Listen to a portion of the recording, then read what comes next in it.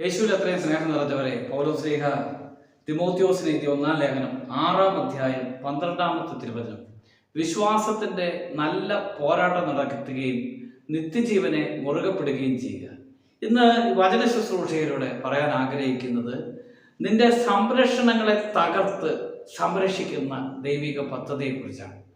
ഈ ഭൂമിയിലെ സംരക്ഷണത്തിന് വേണ്ടി നമ്മൾ ആഗ്രഹിക്കുന്നു മാതാപിതാക്കന്മാരുടെ സംരക്ഷണം, അല്ലെങ്കിൽ ഭൗതികമായ സംവിധാനങ്ങൾ, ഇതിനൊക്കെ മുറുകെ പിടിക്കുന്നവരാണ്. ദൈവം നടത്തുന്ന വഴികളിൽ തകർക്കപ്പെടുന്ന സംരക്ഷണങ്ങളുണ്ട്. അതിനെ കൂടുതലായിട്ട് ധ്യാനിക്കേണ്ടതാണ്. ദൈവമായ കർത്താവ് അബ്രാഹത്തെ വിളിക്കുമ്പോൾ അബ്രാഹം അവന്റെ മാതാപിതാക്കളോടും കുടുംബത്തോടും കഴിയുകയാണ്. ദൈവം പറയാണ് അവനോട്, നീ നിന്റെ മാതാപിതാക്കന്മാരെ വിട്ട് ഞാൻ പറയുന്ന സ്ഥലത്തേക്ക് വരിക. അവൻ ആ മാതാപിതാക്കന്മാരെ വിട്ട് ദൈവം പറഞ്ഞ സ്ഥലത്ത് താമസിക്കാൻ തുടങ്ങുമ്പോൾ ദൈവം അവന്റെ ജീവിതത്തിൽ ഇടപെടുകയാണ്. മാതാപിതാക്കന്മാരുടെ സംരക്ഷണത്തെ തകർത്ത് ദൈവം നടത്തുന്ന വഴിയിലൂടെ നടത്തുമ്പോൾ അബ്രാഹം അനുഗ്രഹിക്കപ്പെട്ടവരാണ്. കർത്താവ് അബ്രാഹത്തോട് പറയുകയാണ്, നീ അനുഗ്രഹിക്കപ്പെട്ടവനായിരിക്കും, നിന്നെ അനുഗ്രഹിക്കുന്നവരെ ഞാനും അനുഗ്രഹിക്കും. കർത്താവ് നടത്തുന്ന വഴിയിലൂടെ നടത്തപ്പെടുമ്പോൾ ഒരു അനുഗ്രഹമുണ്ട്. ഇത് യാക്കോബിന്റെ ഭവനത്തിൽ സുരക്ഷിതമായ ഒരു അവസ്ഥയിൽ നിന്നാണ് പെട്ടെന്ന് യാക്കോബ് ഭയന്ന്, യേസാവിനെയും ഭയന്ന് മാതാപിതാക്കന്മാരെ വിട്ട് കർത്താവ് കാണുക വഴിയിലൂടെ പോകുമ്പോൾ ദൈവമായ കർത്താവ് യാക്കോബിനോട് പറയുന്നുണ്ട്, ഞാൻ നിന്നെ വഴികളിലൂടെയൊക്കെ സംരക്ഷിക്കാനാണ് ആ ദൈവിക ദർശനം ഉണ്ടാകുന്നത്. പ്രിയപ്പെട്ടവരെ, ആ മാതാപിതാക്കന്മാരുടെ സംരക്ഷണത്തിൽ നിന്ന് അവ മാറ്റി നിർത്തപ്പെട്ട് വളരെ പ്രതികൂലമായ സാഹചര്യങ്ങൾ നിൽക്കുമ്പോൾ ദൈവമായ കർത്താവ് അവനോട് സംസാരിക്കുന്നുണ്ട്. അവൻ ലാബാന്റെ വീട്ടിൽ താമസിക്കുമ്പോൾ അവൻ ചെയ്യുന്ന എല്ലാ കാര്യങ്ങളിലും ദൈവാനുഗ്രഹമുണ്ട്. അവൻ വളർത്തുന്ന ആടുകളുടെ എണ്ണം ക്രമാതീതമായിട്ട് വർദ്ധിക്കും. അവന്റെ പിന്നിൽ ഒരു അനുഗ്രഹമുണ്ട് എന്ന് ലാബാന് മനസ്സിലായി. കാരണം അവനെ നയിക്കുന്ന ദൈവിക സംരക്ഷണമുണ്ട്.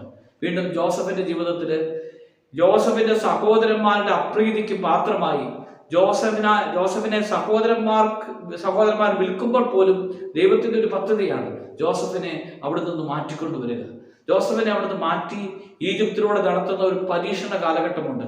അങ്ങനെ ആ ജോസഫ് ഈജിപ്തിന്റെ അധിപതിയാകുമ്പോൾ, അല്ലെങ്കിൽ ഈജിപ്തിന്റെ ഭരണാധികാരിയായിട്ട് മാറുമ്പോൾ ജോസഫിന്റെ പിന്നാലെ ഉള്ള അനുഗ്രഹം വ്യക്തമായിട്ട് കാണാനായിട്ട് കഴിയും.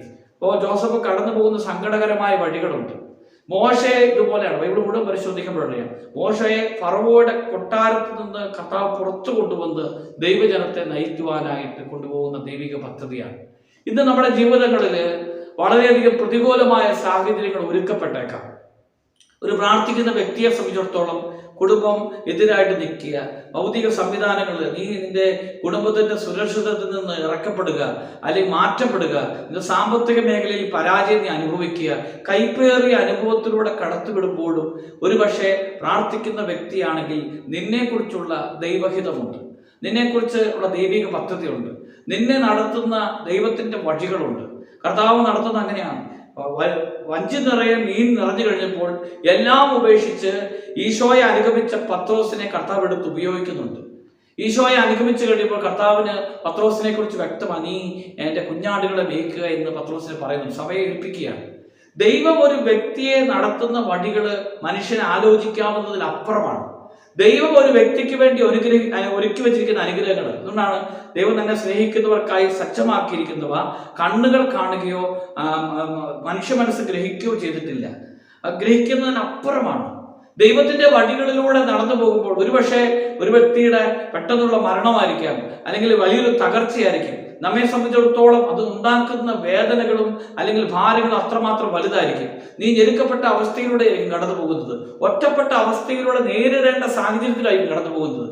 നീ ദൈവത്തിൽ ആശ്രയിക്കുമ്പോൾ ഒരു കാര്യം നിനക്ക് വ്യക്തമായിട്ട് മനസ്സിലാക്കും, നിന്നെ നയിക്കുന്ന ദൈവത്തിന്റെ വഴികളുണ്ട് എന്ന്. ഒരുപക്ഷെ അനേകം പേരുടെ സംരക്ഷണത്തെക്കാളും നീ വ്യക്തമായിട്ട് വെളിപ്പെട്ട് കിട്ടും, നിനക്ക് വ്യക്തമായിട്ട് വെളിപ്പെട്ട് കിട്ടും. നിനക്ക് ദൈവം നൽകുന്ന സംരക്ഷണം മാത്രം മതി മുന്നോട്ട് പോകാൻ. ഈ ഭൂമിയിലുള്ള മനുഷ്യരുടെ സംരക്ഷണത്തെക്കാൾ എത്രമാത്രം 10 മടങ്ങ് ശക്തമാണ് ദൈവം നൽകുന്ന സംരക്ഷണം.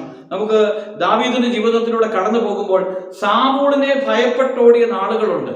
ഓരോ ദിവസവും കാത്തിരുന്നത് അല്ലെങ്കിൽ കാത്തിരിക്കുന്നത് അനർത്ഥങ്ങളും ഭീഷണികളും മരണവുമാണ്. ഞാൻ മരണത്തിന്റെ മുന്നിലാണ് എന്ന് പോലും ഓരോ ദിവസവും മരണം എന്നെ ഗ്രസിക്കുന്നു എന്ന് ദാവീദ് പറയുന്നുണ്ട്. അപ്പോഴും ഓരോ സന്ദർഭങ്ങളിലും ദാവീദിനെ പ്രൊട്ടക്ട് ചെയ്യുന്ന ദൈവത്തെ ദാവീദിന് മനസ്സിലാക്കാൻ കഴിഞ്ഞു. ദൈവം കൂടെ ഉണ്ടെന്ന് മനസ്സിലായി. അങ്ങനെയുള്ള ദാവീദിനെ പിന്നീട് നടത്തുന്നത് ദൈവം കാണിച്ചു കൊടുക്കുന്ന വഴിയിലൂടെയാണ്. ഒരുപക്ഷെ നീ ഒറ്റപ്പെട്ട്, നീ വിചാരണ ചെയ്യപ്പെട്ട്, നിന്നെ എല്ലാവരും വിധിച്ച് അല്ലെങ്കിൽ എല്ലാവിധ പ്രതികൂല സാഹചര്യങ്ങളിലൂടെയും കടന്നു പോകേണ്ട ഒരവസ്ഥ നിനക്കുണ്ടായിരിക്കും. നീ ദൈവത്തെ പൂർണ്ണമായിട്ട് വിശ്വസിക്കുക. നീ മുറുകെ പിടിക്കുന്നത് ദൈവത്തെ ആണെങ്കിൽ ദൈവം നിനക്ക് വേണ്ടി ഒരുക്കിയിരിക്കുന്ന ദൈവിക പദ്ധതി എന്താണെന്ന് കാലക്രമത്തിൽ നിനക്ക് മനസ്സിലാകും. അതുകൊണ്ട് ജീവിതത്തിൽ ഒരിക്കലും നിരാശപ്പെടാതെ ഈ ഭൂമിയിൽ പ്രത്യാശയുള്ളവനായിട്ട്, ദൈവഭക്തന്റെ പ്രത്യാശ അത്രമാത്രം വലുതാണ്. ദൈവഭക്തന്റെ ആശ്രയം, സുരക്ഷിതത്വം അത്രമാത്രം വലുതാണ്. ദൈവഭക്തന്റെ സംരക്ഷണം അത്രമാത്രം വലുതാണ്. ദൈവം നൽകുന്ന സംരക്ഷണവും ദൈവം നടത്തുന്ന സുരക്ഷിതത്വവും ദൈവം നടത്തുന്ന വഴികളും ഒക്കെ മനുഷ്യന്റെ ഭാവനയ്ക്കും ചിന്തയ്ക്കും അപ്പുറമാണ്. അതുകൊണ്ട് നീ പൂർണ്ണമായിട്ടും ദൈവത്തെ പ്രത്യാശ അർപ്പിക്കുക. ഈ വചന ശുശ്രൂഷയെ സംബന്ധിക്കുമ്പോൾ ഒരുപക്ഷെ കർത്താവിന്റെ വഴികൾ എന്താണെന്ന് നിനക്ക് ഗ്രഹിക്കാൻ പറ്റാത്ത അവസ്ഥയായിരിക്കും. നിനക്ക് ഒന്നും വിവേചിച്ചറിയാൻ പറ്റാത്ത വിധമുള്ള പ്രതിസന്ധികളായിരിക്കാം. നിനക്ക് മുമ്പിൽ നിൽക്കുന്നത് വളരെയധികം പ്രതികൂലമായ സാഹചര്യങ്ങളായിരിക്കാം. നീ ഉറച്ച ദൈവത്തെ മുറുകെ പിടിച്ചോ, കർത്താവ് നിനക്ക് വേണ്ടി പ്രവർത്തിക്കും. ദൈവം നടത്തുന്ന വഴികൾ നിനക്ക് വെളിപ്പെട്ട് കിട്ടും. കർത്താവിന്റെ മാർഗങ്ങൾ മനുഷ്യന്റെ നിഗൂഢതയ്ക്ക്, മനുഷ്യന്റെ ചിന്തകൾക്കൊക്കെ അപ്പുറമാണ്. ദൈവത്തിന്റെ വഴികളിൽ ഈ പ്രത്യാശ വയ്ക്കുക. ഈ ഭൂമിയിൽ ദൈവകൃപയുള്ള വ്യക്തിയായിട്ട് മാറുക. ഈശോ നിന്നെ അനുഗ്രഹിക്കട്ടെ. ആമേൻ.